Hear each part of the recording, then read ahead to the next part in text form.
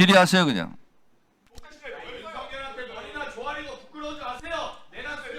곽기태 의원은 퇴장하세요. 퇴장을 명했어요. 퇴장을 명했어요. 퇴장을 명했어요. 퇴장하세요. 퇴장하세요. 계속 허위 사실을 유포하고 있어요. 퇴장하세요. 퇴장하시기 바랍니다.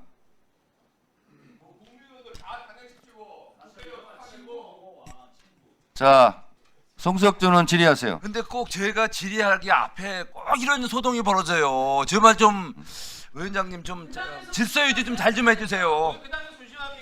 자, 송석준 의원 질의하세요.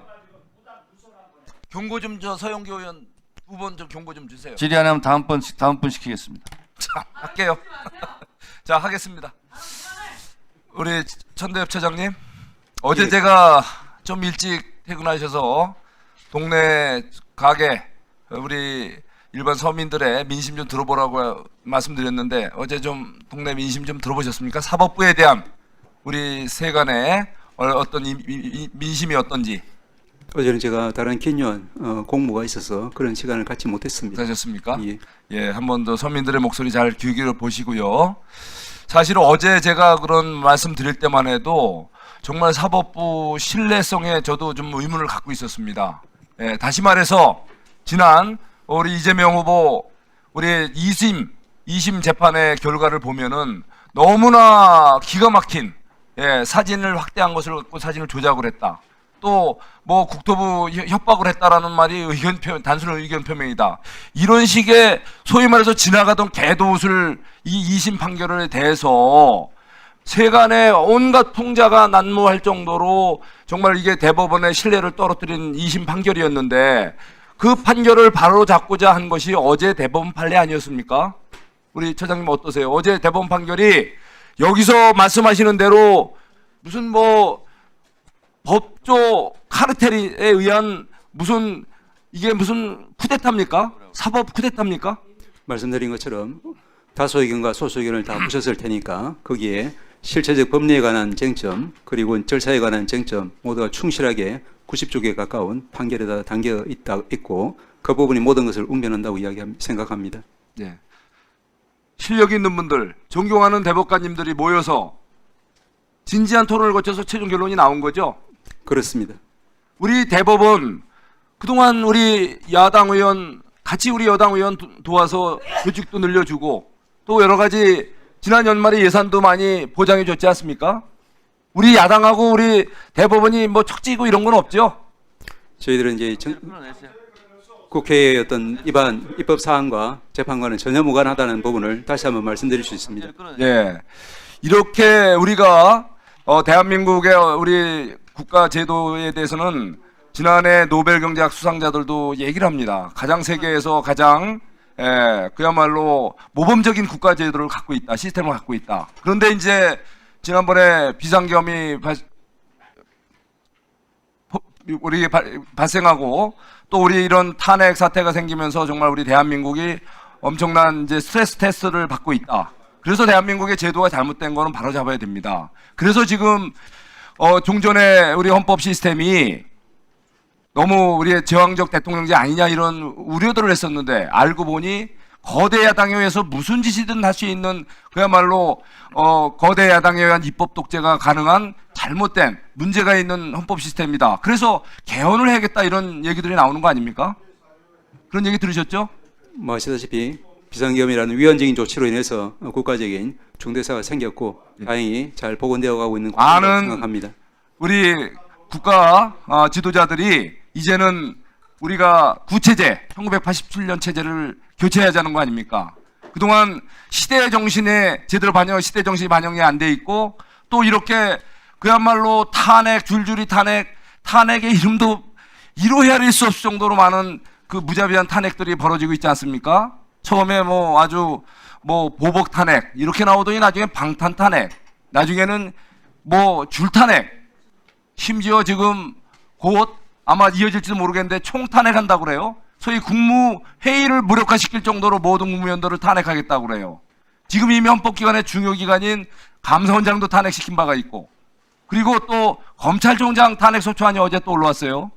자, 이렇게 그 무자비한 탄핵, 그러더니 어제 제가 지난번에 스토킹 탄핵, 예?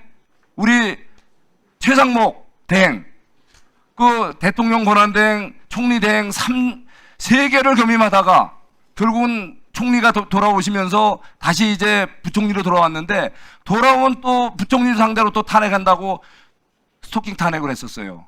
그래서 아이고 이게 뭐 이제는 자제하겠지 했더니 급기야 어제 갑자기 지금 이제 대통령 대신 총리 대신 모든 것을 국가의 군사 우리 국군 통수권자의 지휘서부터 그 외교, 예, 그리고 또 통상, 지금 중요한 모든 민생 챙기고 이런 걸 해야 될 이 최상목 대행을 어제 무자비하게 탄핵을 가결을 시켰단 말이에요. 직무정지됐잖아요.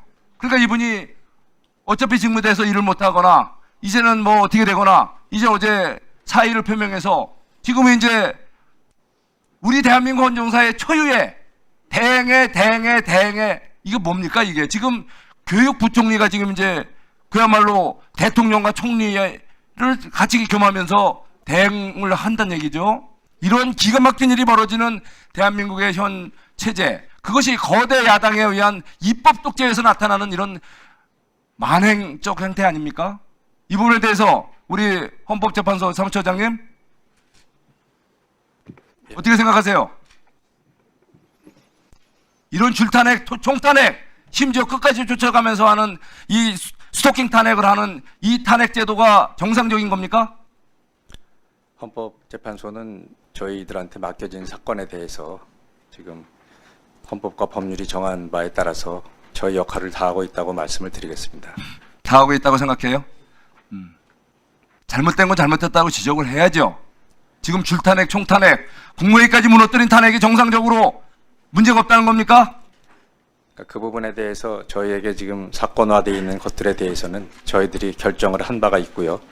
여전히 지금 심리 중에 있는 사건도 있습니다. 자, 지금 정말 어느 정도 어제가 어렵게 이 민생 안정을 하고 또 산불 피해 복구를 위해서 예산 지원을 하자고 추경 합의해서 처리된 날입니다.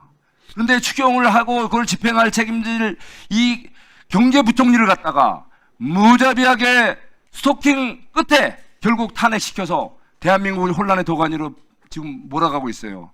이게 국회가 할 일입니까? 이게 정상입니까?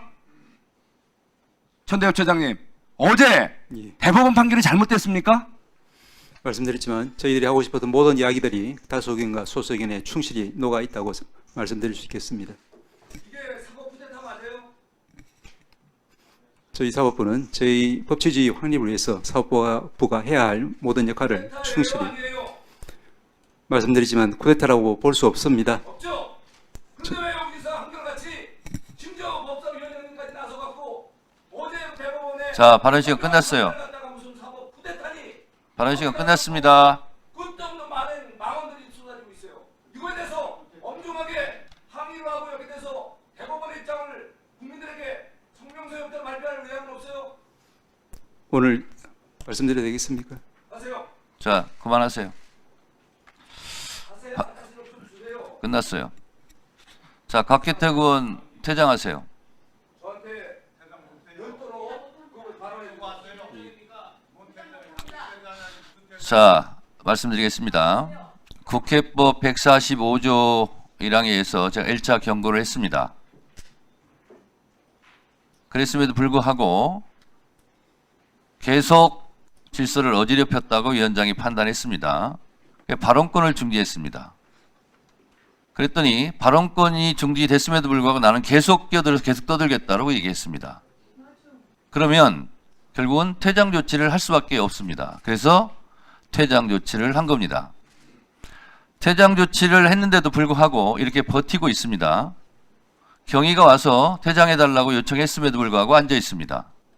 그러면 이런 경우 국회법 제14장 징계 155조 징계 상황에 보면 8조에 이렇게 되어 있습니다. 145조 1항에 해당하는 회의장의 질서를 어지럽히는 행위를 하거나 이에 대한 의장 또는 위원장의 조치에 따르지 아니하였을 때는 징계하도록 되어 있습니다. 그 징계 사항을 말씀드리겠습니다. 위원장은 소속 위원 중에 징계 대상자가 있을 때는 의장에 보고하여 의장은 이를 윤리특별위원회에 회부하고 본회의에 보고한다. 이렇게 되어 있습니다. 자, 제가 징계 절차까지는 들어가지 않을 수 있습니다. 지금 퇴장하시면 그렇게 하겠습니다. 어떻게 하시겠습니까?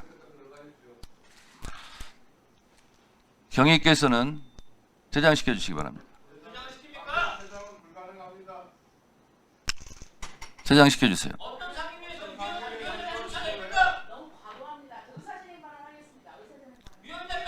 의사진행 발언 하지 않겠습니다. 드리지 않겠습니다. 자, 그리고 저에 대한 공격도 잠깐만요. 저에 대한 공격도 가짜입니다. 가짜 허위. 조선일보에서 한번 저에게 지난 총선 과정에서 미 대사관에 방화했다고 해서 정정보도 한 바 있습니다. 사과한 바 있습니다.